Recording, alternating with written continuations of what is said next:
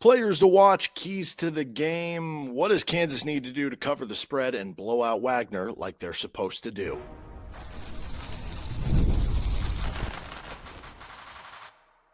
You are Locked On Jayhawks, your daily podcast on the Kansas Jayhawks. Part of the Locked On Podcast Network, your team every day. What's going on? Derek Johnson here. This is Locked On Jayhawks. Thanks for making it your first listen every day, and thank you to the everydayers catching each and every episode of the show. We are free and available anywhere you get your podcast, including on our YouTube page where you can like and subscribe to the show. And on today's edition of Locked On Jayhawks, we further our preview of the Kansas Wagner game. We get to the keys to the game for KU, players to watch for both teams on the offensive and defensive side of the ball. And then we'll finish up with a little FanDuel Friday on today's episode, which is brought to you by Game Time. You can get tickets for the KU Wagner game over on Game Time and download the Game Time app, create an account, and use code LOCKEDONCollege for $20 off your first purchase with Game Time. All right, so Kansas takes on Wagner, a little Friday night football action in the new booth, second game there. It'll be interesting to see what the crowd turnout is for this game. I think it'll be at least close to a sellout, but, will it have the same energy? Will it be a full sellout? A little bit tougher when it's a Friday night and an FCS opponent and everything like that. I understand why they're playing it on Friday night for, kind of the, you get more of a standalone feature. It's not the only game, but you get more of that than buried on a Saturday. Regardless, keys to the game. For KU. I don't know how much I need to get into the KU wins if, and I know it comes across as a little disrespectful to Wagner. Again, I've talked about this before. Like Wagner, a lot of these kids were the best players in their high school area and stuff, and they're going to play Division I football, and that's a really cool thing. But when you're comparing it to what Kansas is, there's a reason Kansas is a 46-point favorite coming into this game. So from that perspective, like, KU wins this game if they don't completely mess around, they're not out at the bars tonight, like partying the night before the game. Like, don't mess around in this game, quite essentially. And essentially, like, what that leads into is you don't have a billion turnovers. You don't have a billion mistakes. Just play your game. It doesn't even have to be one of your A games, right? Play a B game, play a B- game. And you win this game going away. That's kind of the thing. You're like, just don't shoot yourself in the foot and you should be fine. Now, you do shoot yourself in the foot. You have 3-4 turnovers. You make some special teams mistakes. Your head's not all the way in the game. You let them set the tone early. They get a physical edge early. That's how you let them hang in the game. And we've seen Kansas in previous years before Lance Leipold, I guess his first game too against South Dakota, where they have struggled with their FCS opponent. So, we're not totally removed from that, but I do feel to a point now where like I'm okay, they should win this game and they should win it going away. So maybe the better question is KU covers. KU covers the 46.5 points, which again, you can get over at FanDuel. They cover if what? I think the big, if there would be, can they run the ball effectively and the offensive line plays better than they did in week 0? You should have more of a decisive edge this week than you had in week 0 against Fresno State. Obviously, something that throws a possible wrench into this equation here is what is the health of LaShawn Williams coming into this game? Seems like he was doubtful to play coming into the game. What does that mean in terms of with Harry Stewart, Johnny Thompson? Do we get to see more run of those guys? Which to a bit, like I hope LaShawn Williams is back because he looked really good in that first game. But maybe it gives Kansas an opportunity to get some of those young running backs a little bit of reps and touches to where, they can figure out, because at the end of this year, both Hayshawn Williams graduate and maybe they go to the portal at a running back. Maybe they go with one of those young guys, and it'll be kind of a cool insight into what those two bring to the table for KU. But how do you run the football in this game? I mean, they had over 200 rushing yards in the first game, but it felt like it wasn't, the best running game KU's had necessarily. Can you run the ball effectively? Again, I mentioned that Florida Atlantic last year when they played Wagner had over 300 yards rushing. Can you have a game where you have like 300 plus rushing yards? And a big part of that is just if the offensive line dominates, because Kansas isn't going to want to, unless they absolutely have to, dig too deep in the playbook. They're going to want to run their bread and butter plays and still be able to execute them. Well, that can't happen unless the offensive line is consistently winning. And it's not that KU had a bad offensive line game in the first week or the first game of the season, but it wasn't like a great one either. I think they had more issues in pass protection than they did in run blocking, but it was just kind of a fine week. It wasn't anything exemplary. Well, if you want to just run over them and run basic plays and be able to dominate and have success that way, you are going to have to road grade them, with your offensive line. I think KU also covers if the backups keep the foot on the pedal. Kansas didn't really keep the foot on the pedal against Fresno State. And I mean, yeah, you think of last year with like the Lindenwood game, KU got up big at halftime after a bit of a slow start in the first quarter. And then it just felt like you really kind of just sat on it in the second half. 46.5 is a lot to cover the spread, right? I mean, Kansas could get up 38-0 at halftime and still not cover the spread because it could end up a 49-7 game that you don't cover the spread because the backups, weren't able to sustain what the starters were doing.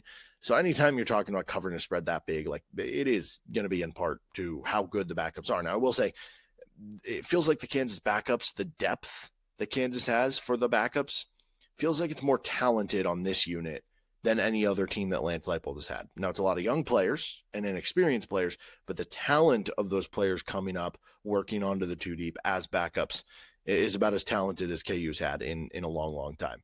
Now, what I most want to see, this is a category I'm adding for this specific game.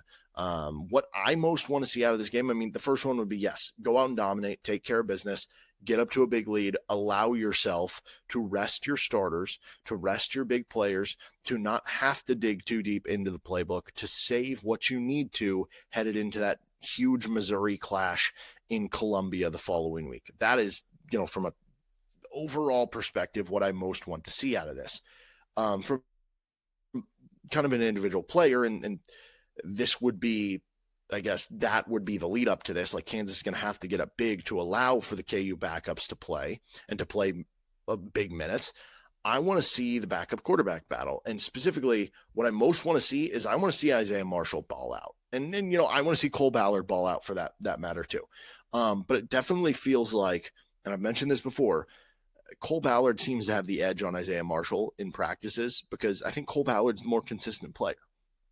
I'm still not convinced that Isaiah Marshall won't be the better in-game player. Some guys are just gamers. And to that notion, maybe it gives Isaiah Marshall the best chance to, usurp him on the depth chart or pass him or whatever with a really impressive performance in this game. So I want to see him ball out. And it's not that, if Cole Ballard ends up being the best option and Cole Ballard even starts next season, again, I'll tip my cap and I'll be like, great. Because I kind of remain to the idea that, I don't think that's a bad thing that Cole Ballard beats these guys out. I think Cole Ballard is underrated. But I also feel like at the same point in time, the guy who was a near 4-star recruit probably represents a higher ceiling. Like maybe Ballard has a higher floor, but it does feel like the higher ceiling belongs to Isaiah Marshall. And from that perspective, yeah, I would love to see him ball out because if you're asking me of a player who I think has a high ceiling can ball out, that's obviously a good sign of things to come. I also, like I mentioned, I really want to see those Harry Stewart, Johnny Thompson reps. I want to see how those go out. I want to see how explosive each guy is. I want to see how each fits into the offense. I think that's going to be really fun to watch. I want to see if the offensive line can dominate. You think about it, and like I said, week one, it was a fine game for the offensive line. They had some negatives, they had some positives. You would think for a unit that, has a lot of new players. I mean, it's 3 new starters on the offensive line. You're getting these guys playing together. You're meshing them together. You would think there should be a big level of jump from week 1 to week 2, not just because the opponent Kansas is playing, but also from the standpoint of just getting that familiarity more, getting those first game right. A lot of times you see it from a team perspective. A team will look horrible in week 1, lose their first game, and then they come back in week 2 and they win, and they look like a completely different team. A lot of times the biggest improvements and adjustments are from week 1 to week 2 of the season. Not always the case, but I especially think of that with the offensive line. So I want to see that, take a jump up in this game for KU. What else I want to see? No coverage busts that show there's maybe something problematic on tape.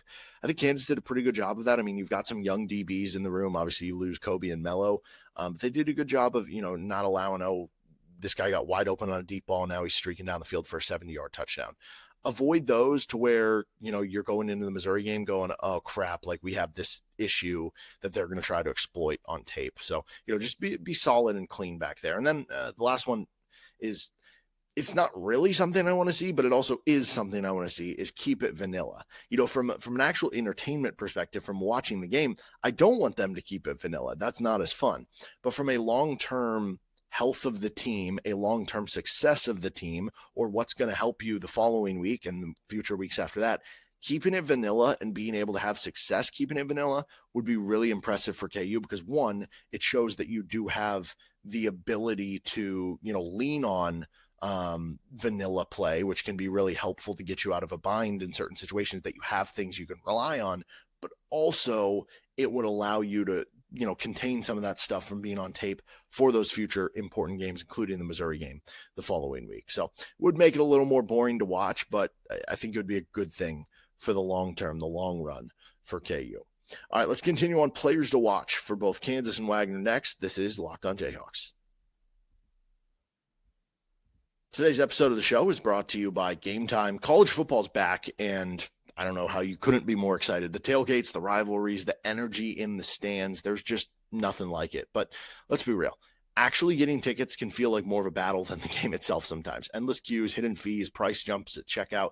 That's why I use Game Time, the app that gives the advantage back to the fans. It's the easiest way to score last-minute tickets at the best prices with no surprise fees. What you see is what you pay. And I'm looking at Game Time right now for the Kansas Wagner game, at least at the time of recording. You can sit at like the 50-yard line in row 4 on the older side of the stadium for $52. You want to sit on the newer side of the stadium, you can sit in the corner section 133. I'm looking row 10 for $46. You can go into the end zone on the newer side. I'm looking at section 117, row 16 for $31. You get a vision of the video board. It's a really cool stadium. Highly recommend checking it out if you haven't already, and you can do that with Game Time. So take the guesswork out of buying college football tickets with Game Time. Download the Game Time app, create an account, and use code LOCKEDONCollege for $20 off your first purchase. Terms apply. Again, that's promo code LOCKEDONCollege, LOCKEDONCOLLEGE for $20 off. Swipe, tap, ticket, go. Download Game Time today. Thanks for joining us on this episode of Locked on Jayhawks. You can find our show anywhere you get your podcast, including on our YouTube page, where you can like and subscribe to the show. Don't forget, check out Locked on College Football for your second listen every day, as they'll get you ready for the week 1 action. I don't know how much they're going to be touching on KU Wagner, but there's a lot of this is one of the best week 1s we've ever had. So you're not going to want to miss Locked on College Football this week as well. But you can check us out for the KU breakdown, right? Okay, players to watch. Let's start with the KU offensive side of the ball. We're going to go with Bryson Canty. 4 snaps in the opener, not a ton. He came in as a transfer from Columbia, where he was a first-team All-Ivy League performer. Had 43 catches, 760 yards, 9 touchdowns. Really good production. Around 1,700 career yards there over 29 games, 17 scores. So really productive player in his time at Columbia. Transfers over. He has to come late because he has to finish up his he wanted his degree, deservedly so, from an Ivy League school. So it caused him to join in the summer. He gets around, he's playing, but then he suffers an injury during fall camp. And he comes back the week of the first game, ends up only limiting him to 4 snaps, but we'll see if he ends up playing more in this game. And that could come one of 2 ways. It could come him rotating more with the 1s. It could come, if you do blow him out, maybe he's playing a little bit more in this game with the 2s. Either way, I want to see what he can do, because I think when it's all said and done later in the year, maybe when he does have time to shake all this off, he could end up being one of your 3 best receivers on the team. So I want to see what that looks like in this game. Amir Herring is my other one. So there's still those 2 spots that are kind of up for grabs with Enrique Cruz and Nolan Gorsica battling at right tackle, and at left guard, Amir Herring and Tavaki Tuiko-Labatu. Now, based on the snap count that went to Herring and to Cruz, and based on the fact that they both started, those guys clearly have the edge, and those guys, until further notice, are going to be seen as the starters. But I think Herring at least left the door open a little. And again, he played 45 of like the 60 snaps, but just a 58.3 PFF grade. That was only ahead of Jack Tanner for the KU offensive lineman who played in the game, and Tanner was only like 7 snaps. He had 2 penalties in the game. I think the initial PFF grade gave him like a 20-something in pass blocking. The final PFF grade, after multiple people review it, ended up being in the 50s.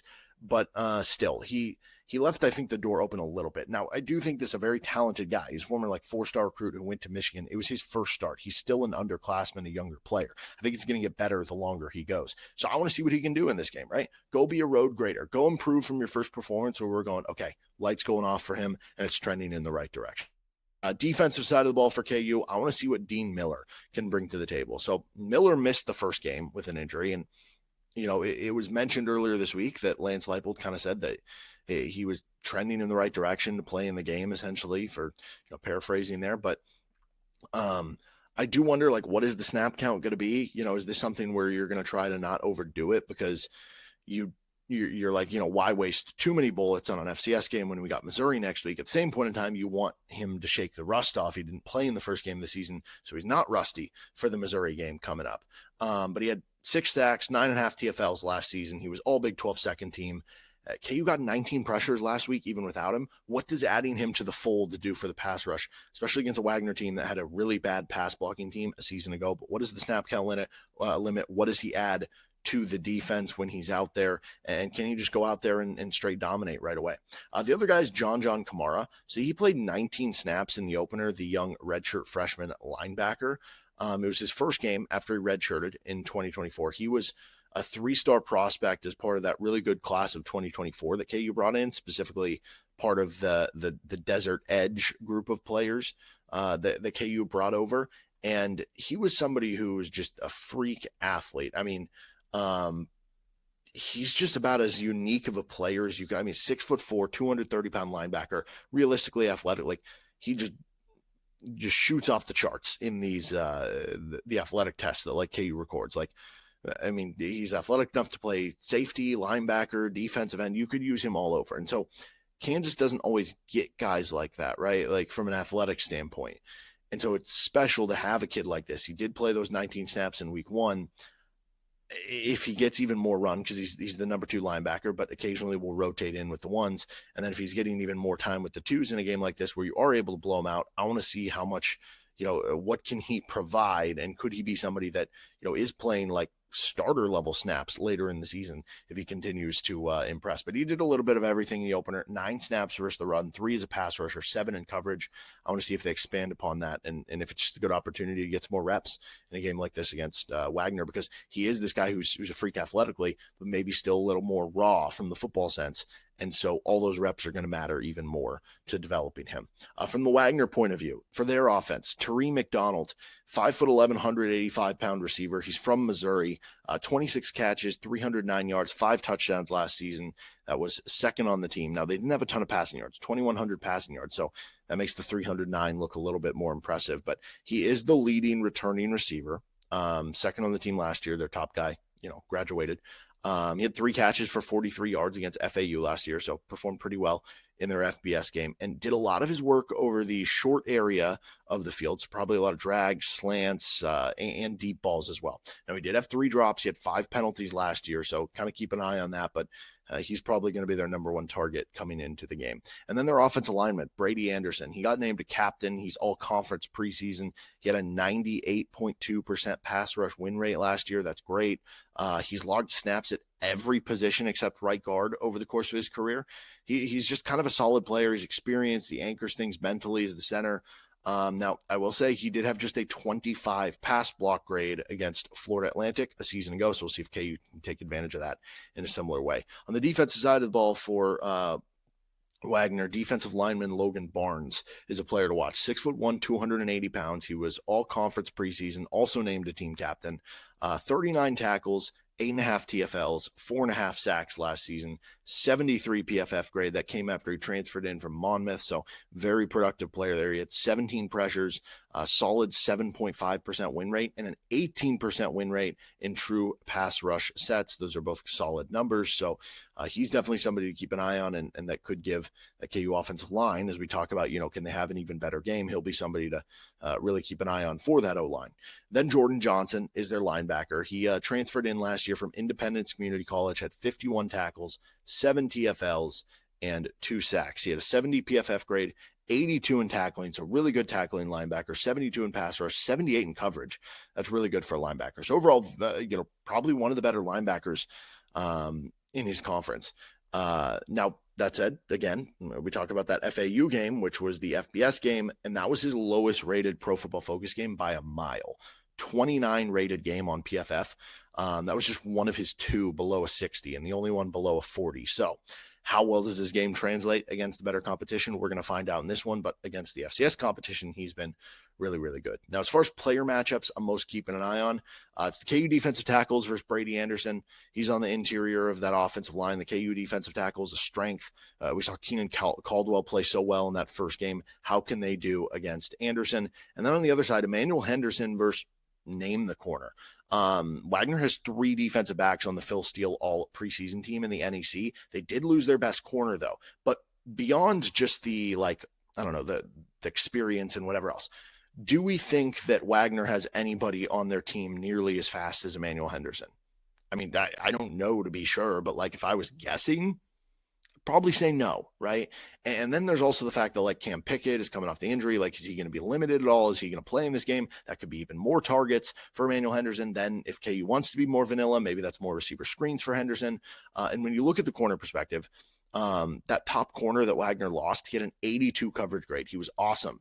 But there are other ones they return. Riley Dravitt, redshirt senior, 73 coverage grade. So solid, not quite as good though. Jaden Brown had a 62 coverage grade. That's not as good. And those are the only 2 they return who, from the corner perspective, who had at least 100 coverage snaps last season. So I'm taking Henderson with his speed, but should be a fun matchup against at least an experienced and interesting DB unit for Wagner against Henderson and the KU receivers. All right, let's finish up with FanDuel Friday. This is Locked On Jayhawks. Today's episode of LOJ is brought to you by Upside. Are you still paying full price for gas? Stop leaving money behind. Get real cash back every time you fill up with the free Upside app. Simply download the free Upside app in the App Store or Google Play right now and start earning cash at the pump today. Use my limited time promo code FOOTBALL and get an extra 25 cents back per gallon on your first fill up. You could make up to $300 a year from buying the gas you already needed. At first, you think this is too good to be true, but it's totally legit. Real people are getting paid just to make their daily commutes, and you can too. Plus, you can cash out anytime to your bank account, PayPal, or an e-gift card for Amazon and other brands. Don't let this offer drive on by. Download the free Upside app and start using my limited time promo code FOOTBALL for a limited time 25 cent per gallon bonus. That's promo code FOOTBALL. Offers vary by user and location. Go to upside.com for terms and conditions. Thanks for joining us on Locked On Jayhawks. Again, don't forget to check out Locked On College Football for your second listen every day. Our FanDuel Friday here. So I'm recording this on Thursday. As of right now, there are no prop bets that are up over on FanDuel. So we're just going to go with the spread and the total, which is what we got. So the spread is 46.5. That is a lot of points. When you look at Wagner being a at least decent defensive team, I think the offense is something that can be a little bit better with if they use that transfer quarterback that they brought from the community college level who had really good numbers. I don't think I'd be laying the 46.5. That's just a lot of points. But the problem is that Kansas, if they get to a point where they're dominating this game with their basic plays, they could have the third strings in and they're still going to find a way to move the ball and score points. So probably not a spread I would touch if I'm being completely honest with you either way. It's also funny the over-under is 56.5 when KU is favored by 46.5 points. That basically means they're saying, okay, 46 to, or I guess what would that be? It'd be like 51 to 5 would be the expected score. I know that score can't obviously have 51 to 6, whatever. Again, that number feels about right because if the KU defense is for real, Wagner's probably scoring single digits at most, like 10 points, right? And I mean, we've seen KU sit on the game. We just saw it against Fresno State. So Kansas could score 38 first half points and you think you're trending for the over, and then they end up with 45 for the game. So again, I'm probably not really touching either one. I don't have a great feel on either one of those, but if you do, hit us up in the comment section. Now, again, there are no other there's no prop bets currently that are up. I'd imagine by the time you listen to this, or I don't know, sometime on Friday, like in the afternoon or something like that, they will have some of those up. The FCS games are good opportunities to bet on, like maybe the backups on their props if they're available, right? For instance, like if you can get like Harry Stewart or Johnny Thompson to score a touchdown, I don't even know if that'll be up there. Like that could be a good bet, right? If you could get Isaiah Marshall or Cole Ballard to have a rushing touchdown, if you could get I don't know, say Keaton Kubeka or one of the backup receivers, Doug Emili, somebody to be over on yards or something, because it's going to be an opportunity that those guys aren't going to have. They're either going to have good odds for something, or they're going to be lower numbers, that if you can get them in a game like this, obviously you're banking on KU building an early lead and those guys getting playing time. I like the rushing ones better for the backups because, if you get up too big too early, you're not going to be passing.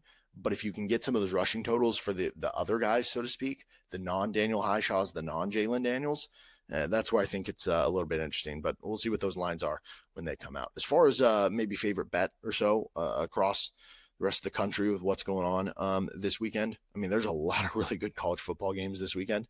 Oh, man. I think that I'm kind of interested by South Dakota plus 16.5 against Iowa State. I think Iowa State wins the game, but go look back, and Iowa State is sometimes they struggle with that FCS game. They just don't do it. It's the most vanilla offense ever, especially leading into the Iowa week. Plus, they're coming back off of the international trip, so it should be a little bit, I don't know, more banged up or tired, I guess would be the way that you would put it. So I definitely think that would be kind of an interesting one that I'm looking into a little bit here. But yeah, I mean, there's just so many good games this weekend that I think you could have a lot of fun in a lot of different ways. I also like Utah minus 5.5 at UCLA if we're just talking Big 12 ones. All right, that'll do it for this episode of Locked On Jayhawks. You can find our show anywhere you get your podcast, including on our YouTube page. See you next time with LOJ for a KU Wagner recap after the game on Friday night.